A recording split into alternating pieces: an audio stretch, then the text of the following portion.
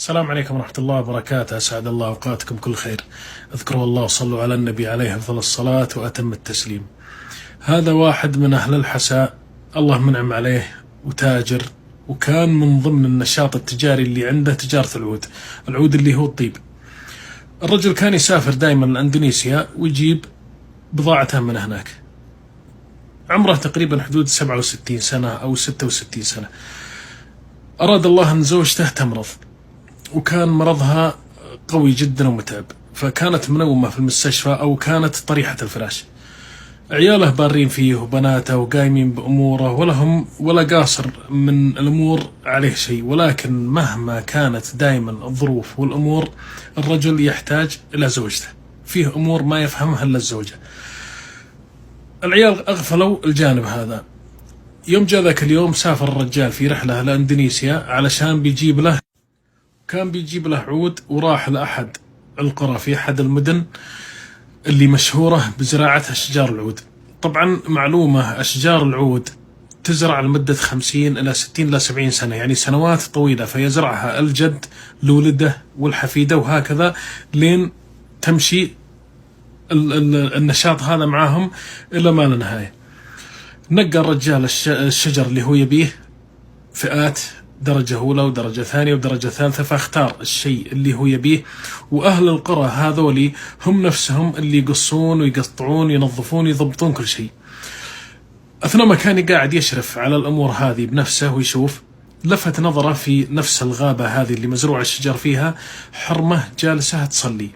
فاستغرب الرجل وقام سأل المترجم اللي عنده، قال هذه وش الصلاة اللي تصليها؟ قال تصلي الضحى. كأن المرأة هذه دخلت في نفسه، فراح سأل مترجم وقال له المرأة هذه وش تصلي؟ قال تصلي صلاة الضحى. قال طيب هي متزوجة ولا ما هي متزوجة؟ كأنه راح في نفسه منها شيء أعجب فيها. سألوا أبوها، قال لهم أبوها لا، يا أنها كانت متزوجة وتطلقت، أو أنها كانت متزوجة وتوفي زوجها، يعني ماني متأكد بالضبط أي الحالتين هي. قال له طيب تزوجوني إياها؟ قال أبوها ما في مشكلة، إذا وافقت بنزوجك إياها، لكن وش اللي خلاك تخطبها، أو وش اللي خلاها تدخل في نفسك؟ قال والله أنا يوم شفتها تصلي ومحافظة على صلاتها أعجبت فيها. سألوا البنت، قالت ما في مشكلة، فأعطاهم المهر 5 أو 6 آلاف ريال وتزوجها. وكان بيجلس له 15 يوم، جلس بدال 15 يوم شهر يشرف على شغله ويخلص أموره. بعد ما خلص الشهر رجع لديرته. استمر على الوضع هذا، كل ما أخذ له فترة راح لاندونيسيا وجلس له فترة وزاد رجع. توفيت زوجته في الأثناء هذه. بعد ما توفيت زوجته استمر الرجال في رحلاته لاندونيسيا، يخلص أشغاله ويروح عند زوجته، وكثرت روحاته لهناك. بعد مدة مرض وتعب شوي، قام وكتب وصيته، وكتب في وصيته أنه عندي زوجة وفي أندونيسيا، وأنها لازم أنها تأخذ حقها من ورثه، لأنه ما بغى يطلقها علشان أنه ما يدخل في الحلال والحرام وحرمانها من حقها الشرعي في الورث. نادى ولده الكبير وعلمه، قال يا ولدي تراني متزوج، وترى زوجتي موجودة في إندونيسيا، ولازم أنكم تشوفونها وتهتمون في الموضوع هذا. ولده استغرب، قال يا أبوي أنت متزوج وحنا ما ندري؟ قال والله عاد هذا اللي حصل. ما طول الرجل 3 4 5 شهور وتوفي الله يرحمه. بعد ما توفي الأب، قام الولد وجمع أخوانه وعلمهم بالموضوع وعلمهم بوصية أبوه. قالوا خلاص ما في مشكلة، راحوا للمحاكم وخلصوا أمور الورث. طلع ورث زوجة أبوهم 2,000,000. بعد ما خلصوا أمورهم طلع ورث الزوجة ما يقارب 2,500,000 ريال، يزيد ينقص حول المبلغ هذا. فقاموا وراحوا 2 من العيال لاندونيسيا، وصلوا للقرية وسألوا عن المرأة وحصلوها وعلموها. قالوا حنا عيال فلان زوجك. قالت فلان وينه؟ قالوا فلان توفي. احزنت الزوجة حزن شديد على زوجها. قالوا حنا جينا علشان حنا نعطيك الورث اللي طلع لك من ميراث أبونا.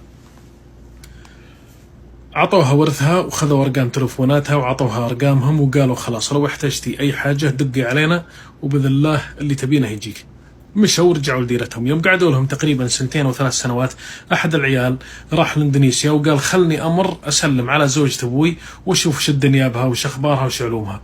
يوم جاء للقرية لقاها ساكنة في نفس غرفتها اللي كانت يوم جاء الولد إلا هي ساكنة في نفس البيت أو نفس الغرفة اللي كانت ساكنة مع أبوه فيها إذا جاها، اللهم من عندها المزرعة حقتها توسعت شيء بسيط، سلم عليها وسولف معها. هي بالمناسبة ما تتكلم عربي ولا تتكلم إنجليزي، وأبوه الله يرحمه ما كان يتكلم إندونيسي، فكان بينهم التفاهم بينهم بالإشارة.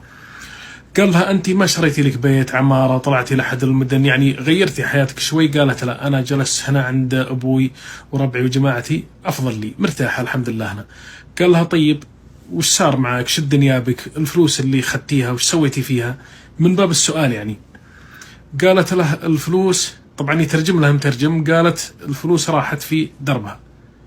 في وش صرفتيها؟ قالت راح. حاول أنه يعرف في إيش صرفت المبلغ، ما قدر انه يطلع منها بمعلومة، فراح لأبوها وسألها. قال له أنا ماني بسأل إني أحقق معها. وقام يسأل أبو البنت يقول له الفلوس اللي جاتها والورث وش سوت فيها؟ طبعا هو ما يسأله من باب أنه يبي، بس من باب الفضول أو أنه ذا قاصرها شيء أو شيء. قال له والله يا ابني البنت يوم خذت الفلوس سوت لها مركز إسلامي، بنت مسجد، سوت مدارس تحفيظ قرآن، ووزعت على أهل القرية مبالغ مالية، عطت كل بيت ما يقارب $1000 وصرفتها بالشكل هذا. يوم جاء قال وروني المركز الإسلامي هذا أو المسجد أو المدارس. راحوا للمركز إلا هو مكتوب عليه مركز فلان بن فلان الفلاني وأولاده وزوجته، حطت المركز باسم زوجها. يقول ولد أنا يوم شفت المنظر هذا انصدمت إنه إحنا يا أولاده ما سوينا الشيء هذا لأبونا، وهذه الأجنبية اللي من شرق الدنيا سوت الشيء هذا. فيقول انبسطت أنا لما شفت الشيء هذا وقلت لها إذا احتجت. الزواج هذا ما نتج عنه أي أطفال. الفائدة والعبرة من قصتنا هذه، الرزق بيد الله سبحانه وتعالى يسوقه لك وأنت لم تحتسب ولا تدري. الخير اللي أنت تسويه أو الصلاح أو أعمال الخير اللي أنت تسويها تفتح لك أبواب الرزق، مثل ما حصل مع الحرمة هذه، قاعدة تصلي صلاة الضحى، شافها التاجر هذا أعجب فيها تزوجها، هذا رزق من الله سبحانه وتعالى.